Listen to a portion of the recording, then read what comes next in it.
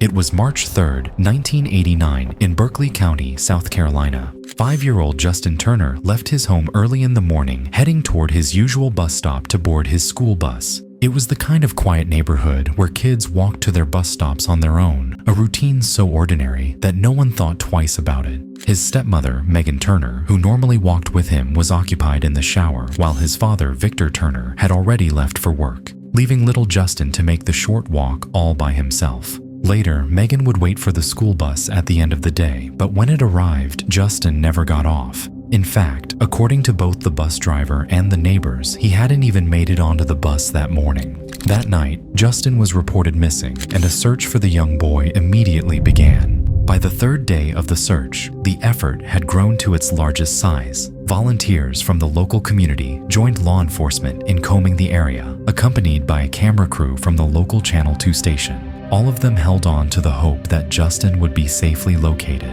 and so they were off. Some focused on the nearby woods, while others, including family members, scoured the property and neighboring land. This meant checking sheds, piles of trash, and every area where a small child could possibly hide. The day was expected to be long and grueling, though in the end, all it took was a few minutes.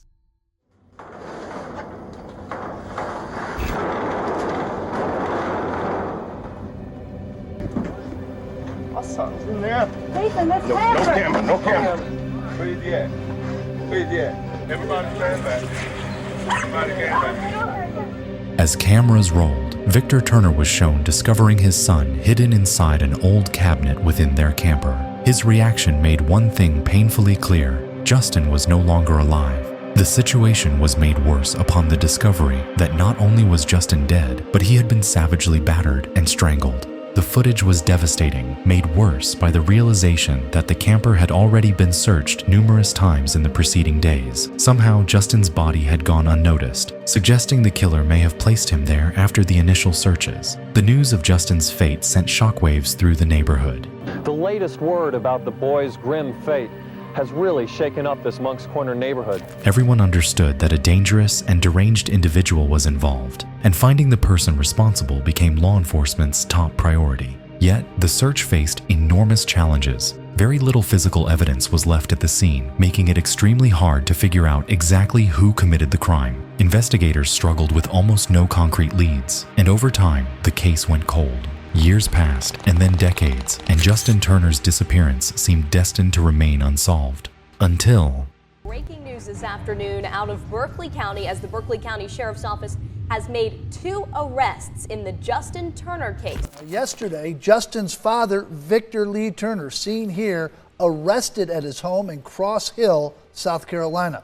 Turner's wife and Justin's stepmother, Megan R. Turner, also arrested.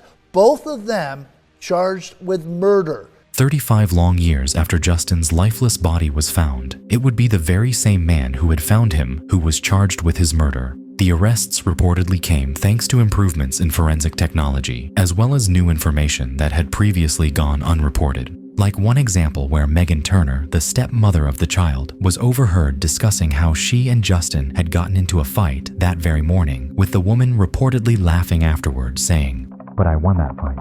From the beginning, Megan had been considered a suspect in the case. In fact, she had already been arrested in 1990 in connection with Justin's death, but was quickly released because of a lack of physical evidence. And that lack of evidence continued to be a major obstacle decades later, as the recent arrests relied mainly on circumstantial details, with the main pieces of evidence coming from the news footage taken during the initial search. They pointed out a number of strange behaviors from Victor Turner, most notably how he seemed to find his son almost immediately, entering the camper and going directly to the cabinet where Justin had been hidden, as if he already knew exactly where to look.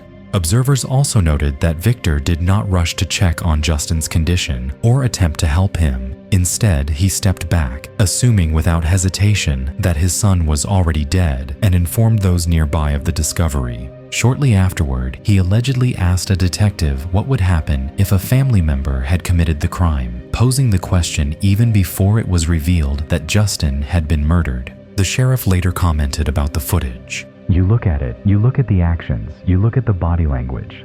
I'll let the people draw their own conclusions. On top of this, he also recalled that immediately after the body was found, Victor and Megan refused to speak to detectives and never once called to check on the investigation for the entire 35 years, with the sheriff saying, "Nobody that I'm aware of from any of the family has ever heard from them again. I never got one phone call, not one phone call from his daddy or stepmother. What are y'all doing about my son's death? Not one."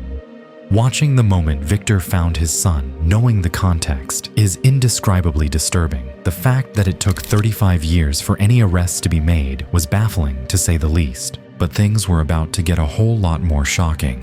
We requested that the charges against Megan and Vic be dismissed. We were very fortunate today that we got a copy of the order from the judge dismissing the charges against both Megan and Vic.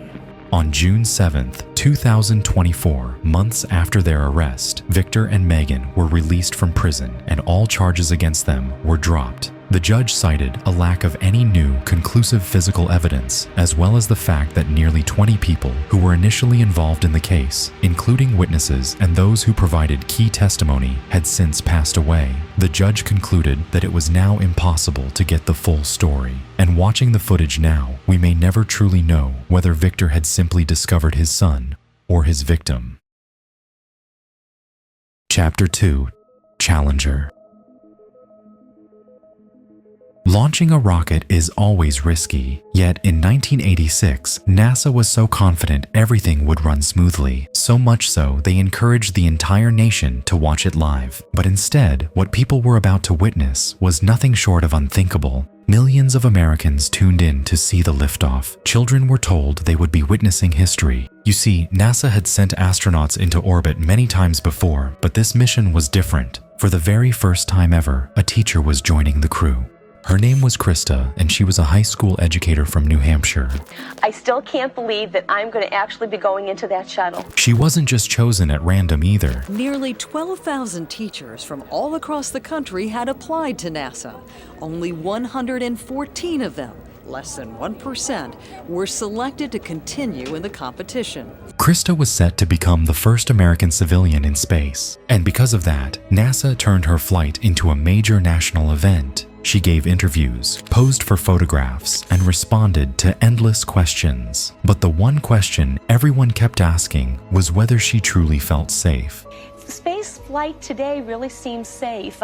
We had a good example of that when NASA shut down the last one through the computer because one of the backup systems wasn't working. Everything seemed ready, but the night before the launch, the weather shifted suddenly. Temperatures at the launch site dropped below freezing, which left some engineers deeply concerned. They warned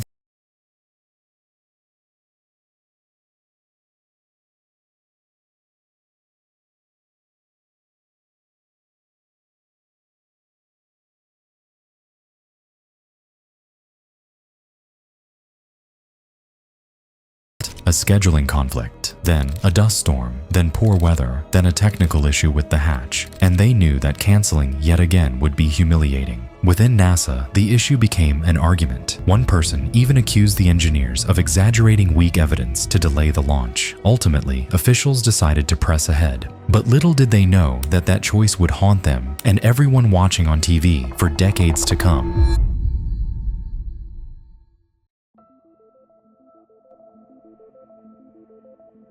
It was January 28, 1986, the day of launch. That morning, 7 crew members climbed aboard, 6 astronauts, and 1 teacher. The shuttle was called the Challenger. Let's go down to the Kennedy Space Center and take a look at Challenger sitting on the pad. At 11:38 a.m., Challenger broke free from the launch pad. We have main engine start, 4, 3, 2, 1, and liftoff. Right away, a small gray puff of smoke came from the side of the right booster, near where it was attached to the shuttle. To the untrained eye, it looked like nothing, but in reality, it was the first clue of a serious problem. The seals inside the booster weren't holding properly. For a brief moment, burning gas escaped through the gap. Strangely, the smoke stopped just seconds later. In truth, however, bits of the booster's fuel had melted and temporarily plugged the gap. For about half a minute, Challenger seemed fine, but 36 seconds after liftoff, it hit a patch of rough winds. The shuttle automatically corrected its path, tilting slightly to stay steady, but that tiny adjustment shook things inside the booster, knocking loose the makeshift plug that had been covering the gap, and just like that, the weakness was back. Challenger was only 9,800 feet above the ground when smoke began leaking again.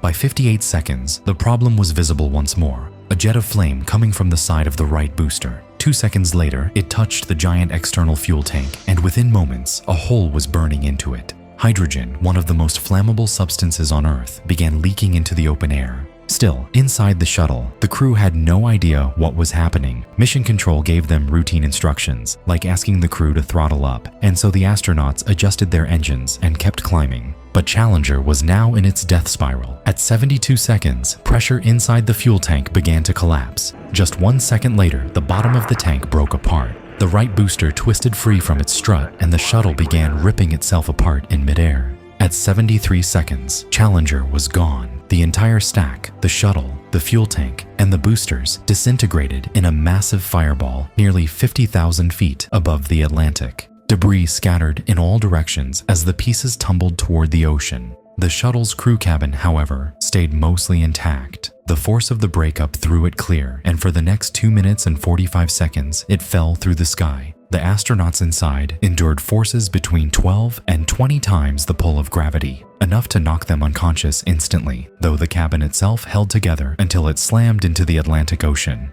At 89 seconds after liftoff, Mission Control saw the full weight of the disaster. Steve Nesbitt, NASA's public affairs officer, announced that the shuttle had exploded. Recovery ships were dispatched immediately, but debris still falling out of the sky delayed efforts. With the estimated forces on the crew compartment at 200 times the force of gravity, survival was virtually impossible. Over the following days, parts of Challenger were recovered from the ocean, and the crew compartment was found on March 7, 1986. The astronauts' remains were removed by April 4th, though one body, Gregory Jarvis, had drifted away from the compartment and was recovered a week later. Even decades after the disaster, pieces of the shuttle still washed ashore, a lasting reminder of the tragedy that shook the nation and changed American spaceflight forever.